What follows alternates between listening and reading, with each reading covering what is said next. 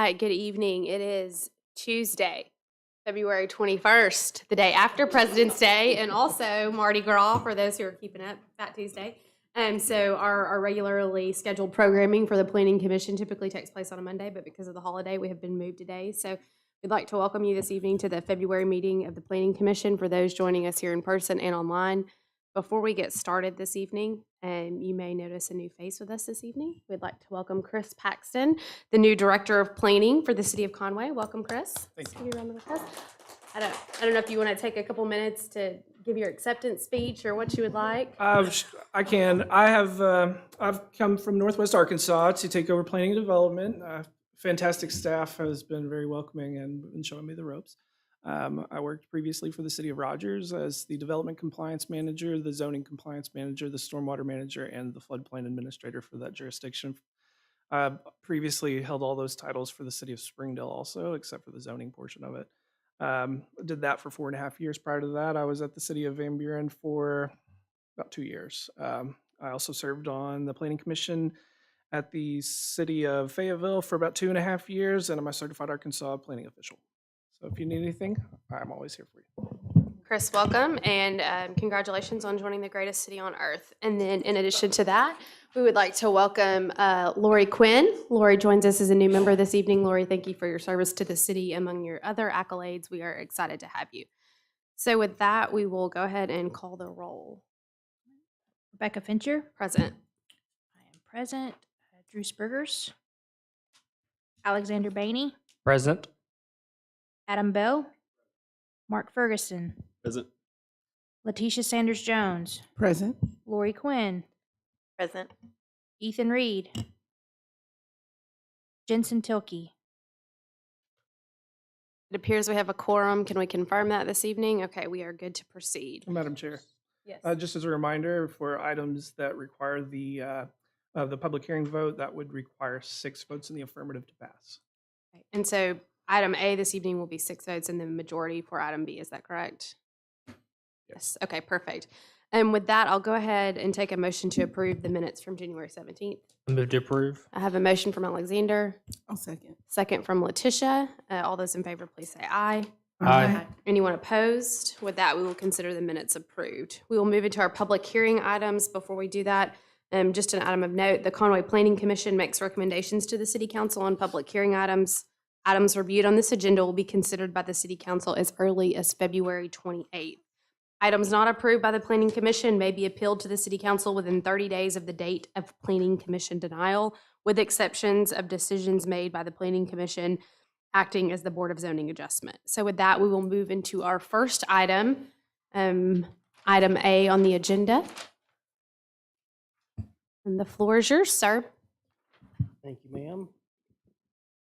This is located at 3130 Nutter's Chapel Road, which is Lot 2 of DB Starkey subdivision. It's roughly 2.3 acres at the northeast corner of the Nutter's Chapel Madison Road Fork. The current zoning is A1 agricultural. They're requesting to go to R1 one-family residential district. The projected traffic impact at its highest use would be 122 vehicle trips per day. This would be if there were 13 lots. They're proposing to replat this into 3 lots, which would generate roughly 28 vehicle trips per day. We've looked at this. It is consistent with the land use plan. There are single-family residential homes that surround this property, so we would recommend approval of the request. Rezoning to a one-family residential district is consistent with neighboring properties and with the comprehensive plan. Thank you. Are there any questions? All right.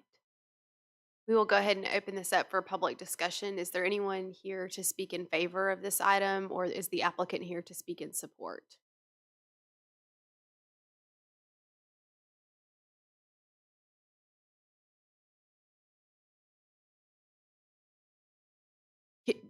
Could you help me out? And since we probably have a lot of people online, would you mind to come up here and let us hear your lovely voice in the microphone? Could you start out by stating your name and your address, and then maybe if you can... my name is David White. I work at the Tyler Group at 240 Skyline Drive in Conway, and I have no knowledge of this project. It hasn't crossed my desk any, so I can't really offer anything, but I would be in support of it, yeah. Okay. All right. So we can take that as speaking in support, I guess, this evening. Is there anyone else to speak in support of this? Is there anyone to speak in opposition to this request? Yeah, sure. Come on up. Kennedy Waddle. I live on 3605 Love Lane, and I have 5 acres right there. I was just trying to figure out exactly where that would, come into on our acreage. I'm sure we can help you with that. We may need to go to our team at the planning department. So I don't know if someone wants to join him at the microphone, and let's see if we can get his question answered.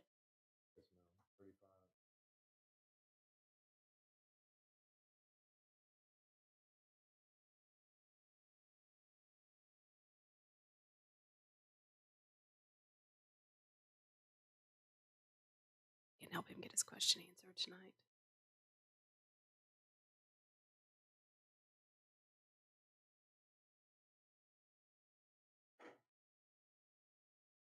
So, for your benefit also, the Love Lane, looking at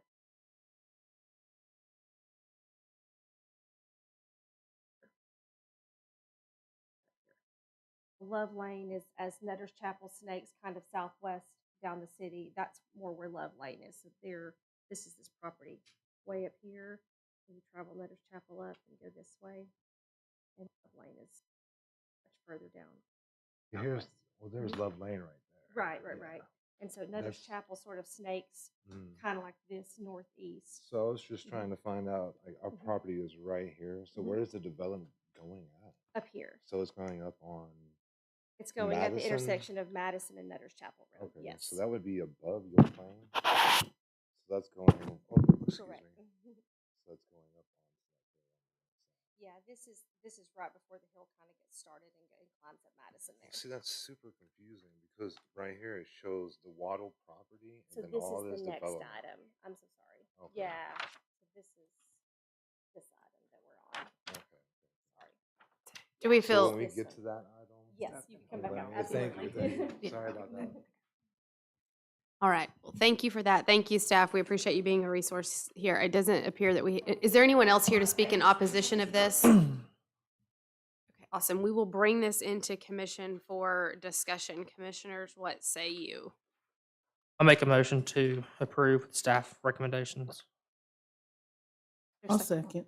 Okay, I have a motion by Alexander, a second by Letitia. All in favor to accept the motion as presented by staff, say aye. Aye. Any opposed?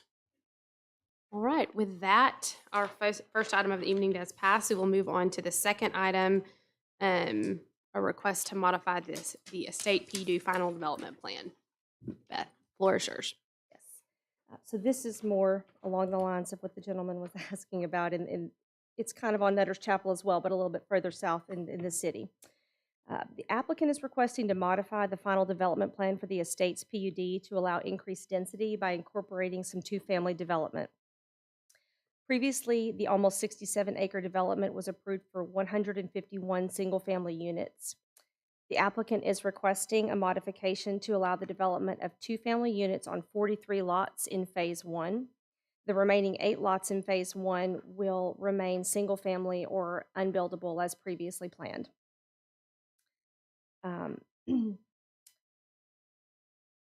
You'll see on the proposed plan that's on page 11 that these 43 lots that are proposed for the two-family development are the lots nearest Nutter's Chapel. Additionally, this portion of the development is adjacent to the east to another PUD zone that is approved for multifamily development, so it's fitting in the development pattern for the area. Possible traffic increase with this increased density is estimated to be about 300 to 400 trips per day for typical weekday. So the original PUD development plan is included in your packet on pages 14 and 15, and it was approved last April in 2022 with 10 conditions of approval. All of those same conditions will carry forward or be modified accordingly. The main ones that you're going to want to make note of are the approved uses will be limited to 1 and 2 family developments, and you'll see in the conditions, it calls out specifically the lots that applies to for each one. So it's limited to the lots that the applicant has proposed. Lots with 2 family development shall share 1 driveway, which shall not exceed 20 feet in width. You'll see there's a conceptual plan in your packet that indicates a little bit wider driveway. This will limit the driveway width, and then it can expand to 2 garages that way. The PUD shall be limited to a maximum of 194 dwelling units when all phases of the development are built out. Additionally, preliminary plat approval and authorization to proceed for Phase 1 shall be issued no later than 8 months from today, or any of the modifications that are approved as part of this plan would be void, and it would revert to the original plan. The full list of conditions is included in your packets as well as it's on the screen. And on the basis that the modified plan is congruent with the comprehensive plan and the area development pattern, and as conditioned, it will not likely negatively impact adjacent property, staff does recommend approval of the request. Questions? Right, we're going to reserve the right to bring you back up, though. Okay, so you get to go sit down for just a minute. All right, is the applicant here, or is there anyone to speak in favor of this item? Come on up, same song and dance, name and address. Yeah, my name is David White. I work for Tyler Group at 240 Skyline, Highway 65 there. And this, I was going to say the original reason for the PUD on this was for the concrete streets and be able to gate both entrances to this. So this will be a gated community. And like you said, it'll be, we're seeking the ability to put duplexes in, except for the lots on the far west, where they have the little cul-de-sac next to Ridgeway Circle. Those will remain 1 family R1 lots there. If you any questions, Any questions from the commissioners? I do not. Thank you, sir. Anyone else to speak in favor of this item this evening? All right. We will move on to anyone to speak in opposition of this item. Yeah, I think that would be fine. And then if it gets to be more complex than what the commission can do, we can let you and the staff take it offline. My name's Trinity Waddle, and I live at 3605 Love Lane, Conway. Page 8, this graphic right here with the orange and the green. Mm-hmm. So this piece outlined in yellow is Mhm. the piece of property we're talking about for this request, and then here's Love Lane. Yes, And I don't know where you live, so technically it doesn't So, let me abut your see. property. I don't unless Yeah, where's- we're the Waddle property on this Okay. one right here, Mhm. and see, it shows it's cutting in right here behind, and this Sure. waterway is actually our property line. So his property abuts lot 1 of the proposed development, and lots 1 and 2 are proposed to be unbuildable because there are flood hazard areas in the area there. Mhm. So these will not be developed. They will be reserved for detention and As so far as forth. that goes, though, like I own the acreage from probably about 4 acres back till about that like little creek right there. Okay. So does that cut in, or would that be developed, or how would that work? Your property? Mhm. No, there won't be any change to your property, just the property that is owned by the Files Development Group. So these would not be developed. They would be reserved in plating as unbuildable And for see, detention. the thing that's weird to me is the Moix property line right here. That's my direct back door neighbor, Mhm. and it shows, it's over further this way. So like it shows the back door neighbor of Mhm. my property is actually this, The when it's shop actually the Moix That might property. take more, research on our part to kind of get to the bottom of that. I just don't have those resources available right now, but we'd be happy to look into that and kind of Yeah, help you because puzzle through that one. yeah, All right, I'm gonna just to kind of stick with the procedural.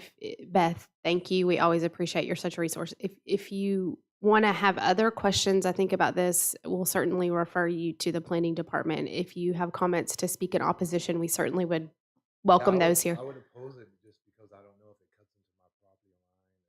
the rest of my neighborhood. I mean, it's kind of a quiet area right there. We already have Pebble Beach that moved in. That's a lot of, road traffic, and then having another subdivision right behind us.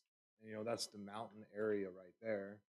So it kind of takes away from, you live in the woods, you have a country atmosphere, and then it's like, it's just nothing but development coming around your area. And, if we're going to sell the land, keep the land, build a house on it, I'd like to know if I'm going to have to build a, or plant trees or something just to block out a view to where, like we have now.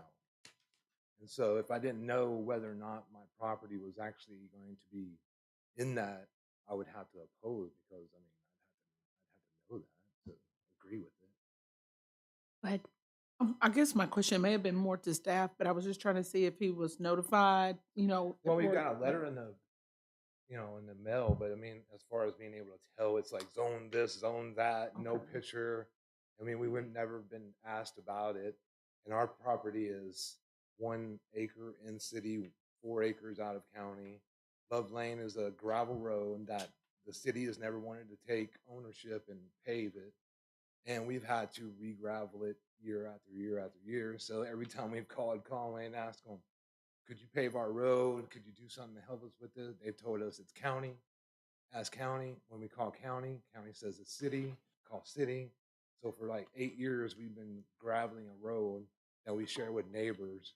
And it's kind of like, you feel like you're out of the loop. And we've called the aldermen multiple times, and they've told us the same thing. We don't even have a street sign on 3605, or Love Lane has no street sign. They came out, took it up.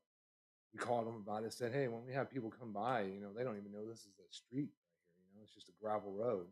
Could you at least put a sign up? And they told us you can go buy a sign that's exactly like the city, but we will not come out and put one up. And it's kind of like, what's going on? At the same time, when we saw this, we thought, my parents work. My dad works at Tokes, my mom's retired. They can't make it out. We've had the property in our name for, at least 3 generations. So it's like, you kind of want to know what's going on before it's too late. Understand. So I ahead. guess, like, Mhm. Chairman said, is if there's more questions, I guess Beth can kind of make sure that he's aware of where that is. And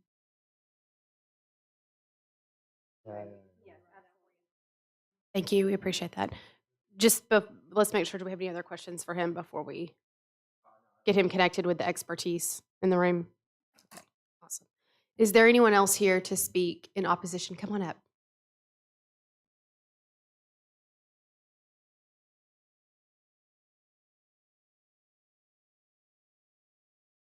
My name is Helen Benefield, and I'm not here to speak in opposition. I'm here for some clarification, because I did get a letter, and you did notify me, and I know about it. And I'm very sympathetic with this gentleman, because when we move out in the country, we plan to be out in the country, But and I'm on a gravel road as such. But that's not what I want to ask. Is I do know where this is, and I go by it often. And it may not have really be about this, but how do these people get in and out of this subdivision that are going to have that many homes? Where does phase 1, how are they? I see 2 exits. So that's a great question, and I think Beth's going to address that for you. So you're looking at the same graphic that they're looking at. I'm gonna Okay. actually flip it around for you. That's okay. I'm not really looking at it. Okay. Okay, but I know Okay, it. the shaded part that you're seeing on the screen here, Mhm. you see that access to the north, which is Nutter's Chapel. That's one ingress, egress, and then they will create another one with the creation of phase 1 that will tie into Ridgedale Circle to the west. So they'll be required to provide 2 for the number of units that they are proposing for the development. Okay, let me get this straight. Mhm. So on development number 1, Mhm. they're going to only use the exit that goes to Nutter's Chapel. No, they will construct both. They'll construct Ridgedale Circle and the one to Nutter's Chapel. They have to, because for fire code, for the number of units that they're proposing, they will have to provide 2 accesses. Okay, so so they're going to come through here, come here, and go out, but they're only going to occupy this. Well, these are also available to be built out, these lots here. The single-family lots around the cul-de-sac there, bordering Oh, Ridgedale Circle. he has bought that He land. has bought that, yes, all yes, that, and that land. provides this access out to Ridgedale Circle. Okay, Yes. all right. And I have one other question to ask, and I'm going to think about what it was, because I'm not in opposition. No, but this is we why we own- do a public hearing for your Well, question. we do have some land that is going to connect to this. I would like to keep all of my land, if possible, for my hunting club, which is out there. I'm in a stewardship program, and I like birds. I like all of those things. And we're trying to, and we've owned the land for quite some time, and we have not built on it because we do want to keep that for Conway and to have access to that. So with 2 in and out, that's a lot of traffic for those 2 things. I do want to ask the one that's all right. I'm not going to ask that now. I'm not going to spend my time or yours either, but I appreciate each one of you all serving, and it's a really good thing. And I hope that you will. This gentleman, he has a real, I want to see how you do with him, because that may be me one day. And I'd invite all of you to come and see me out in the woods, and you will. I promise you, you will see 4 deer out there right now. So, thank you. Now, before you step away from the microphone, I don't know that I asked you. I'm sorry. Can you give us your address just for the I live record? at 40 Ed Speaker Road. Perfect. Thank you so Thank you. much. Thank you.